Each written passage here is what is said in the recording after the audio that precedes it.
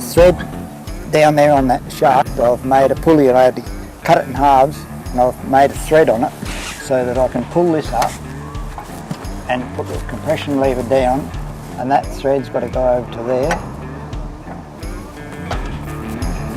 Now I've got to heat the wick up.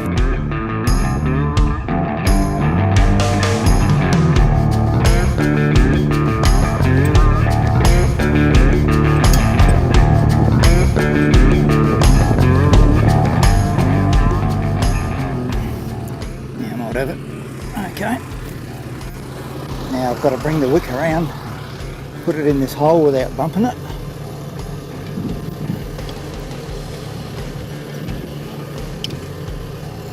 Okay, now I've got to crank it.